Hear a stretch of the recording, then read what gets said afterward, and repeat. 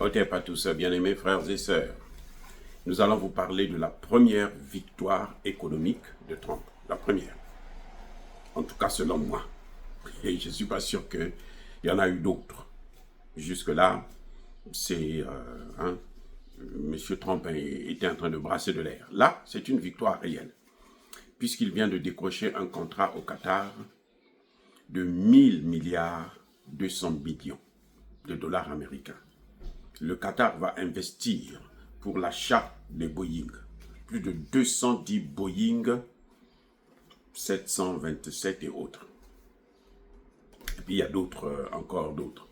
Même Elon Musk, il vient de rejoindre le président Trump au Qatar parce que lui aussi, il a décroché un contrat de 160 milliards de dollars. Donc, eux, ils s'enrichissent. Nous, on attend maintenant que nous aussi, on puisse s'enrichir derrière tout ça. On attend. Alors, ce contrat avec le Qatar que M. Trump vient de décrocher va créer plus de 164 000 emplois dans l'immédiat. 164 000 emplois dans l'immédiat. Et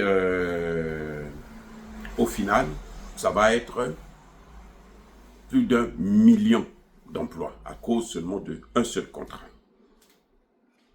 Le Qatar, en 2023, a investi 3 000 milliards aux États-Unis. Donc le Qatar est un grand investisseur, en tout cas aux États-Unis. Mais il n'y a pas que ça. Parce que Trump revient aussi avec un cadeau spectaculaire, spécial, que seuls des gens comme Trump pourraient avoir. Et nous allons dans une autre vidéo décortiquer qu'est-ce qui se passe exactement. Eh bien, M. Donald Trump va recevoir un cadeau du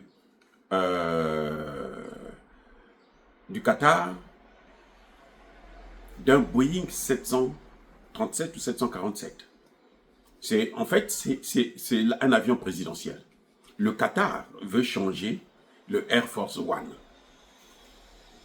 Mais oui, ça dit que le Qatar estime que son avion est plus... C'est un Boeing aussi, hein, certes, parce que Air Force One aussi, c'est Boeing. Mais le Qatar, ce Boeing-là, c'est comme c'est un château, un palais volant. Hein. Il y a tout dedans. C'est 76 mètres de long, avec une envergure de 68 mètres, et une hauteur de 19 mètres. Et c'est 450 mètres carrés de surface. Eh oui, vous voyez la grandeur. C'est vraiment un grand palais, très grand palais. Vous avez au moins 9 toilettes, plusieurs... c'est à 2 niveaux déjà, c'est en étage. Hein, ce que nous appelons en étage, 2 niveaux. Et ça, c'est un cadeau que le Qatar offre à Donald Trump. C'est personnel, hein. Monsieur Donald Trump, nous vous offrons ce cadeau. Et il pourra utiliser ça comme avion présidentiel, Air Force One. Mais, après le mandat de Trump, Trump ne va pas laisser ça à son prédécesseur. Il va prendre ça pour mettre ça à la disposition de l'ONG qu'il va créer, sa fondation à lui. Et ça sera à sa disposition, donc c'est comme si ce sera sa propriété, il pourra se balader avec, il n'aura plus besoin de son avion personnel. Parce que Trump a aussi un avion à lui, un avion personnel, eh oui, qui est aussi luxueux.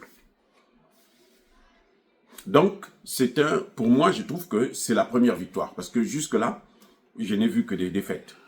Hein, vous voyez, avec la Chine, et le Qatar vient de signer des avions de combat, des systèmes de défense que le Qatar va recevoir des États-Unis d'Amérique.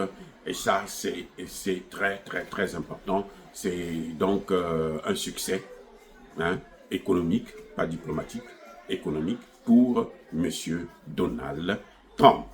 Soyez bénis, abondamment bénis par le Dieu de Kémite et par nos ancêtres angélisés, mais que tous ceux qui persécutent le continent africain, le pire, le déstabilisent, qu'ils soient noirs, blancs, chinois, arabes, juifs, indiens, ou qui qu'ils soient punis, maudits, foudroyés, neutralisés, écrasés, effacés par le Dieu de Kémite et par nos ancêtres angélisés. Vive l'Afrique éternelle, j'ai dit et j'assume.